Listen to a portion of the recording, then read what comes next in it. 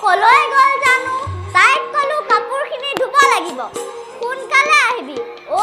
তাই কাপোৰ ধোৱাটো বাদেই দে ঘৰখনত ৰ'বলৈও সময় নাই ক'ত সময় হ'ব নদীলৈ গৈ ডেকাবোৰৰ লগত গা ঘেলাই ফুৰিবলৈ সময় ওলাই আহক এইজনীৰ পৰা আৰু শান্তি নাই আহক তাই আজি ঘৰলৈ তাইক মই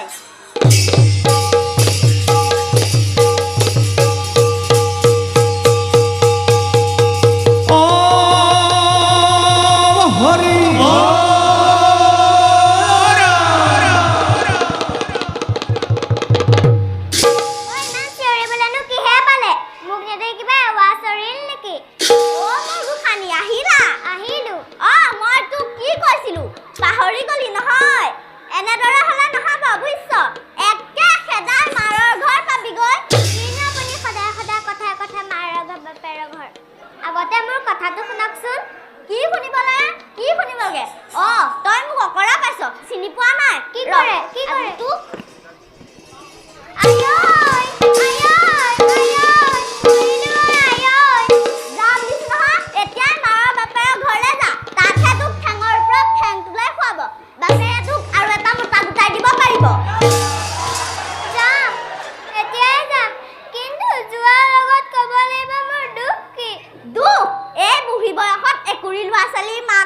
পিলিঙা ডেকাৰ লগত লেটি পেটি কৰি ফুৰিবি তাৰ পাছত কবি মোৰ দুখ কি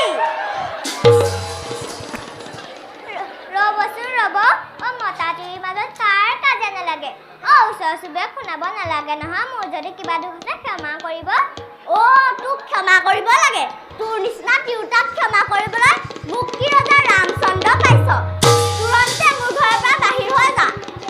ইমান অপমান শুনাৰ পাছত মই এখন ঘৰ এখন দেখো নাথাকো মই গিৰি এৰিব পাৰিম হতাং কিন্তু অতসোপা ল'ৰা ছোৱালী কি গতি হ'ব তাকে ভাবিছো কিন্তু মোক ঘূৰাই আনিবলৈ নাযাব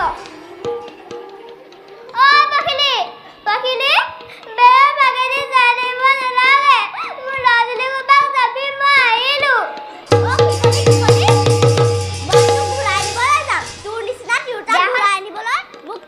ৰামচন্দ্ৰ পাইছ হৰণ কৰা তিৰোতাক গ্ৰহণ কৰিবলৈ এইজনী দেখোন সঁচাকৈয়ে গ'লগে বৰ বেয়া কথা হ'ল নেকি যি হ'ব নদীলৈ গৈ কাপোৰ কেইটাকে ধুই আনো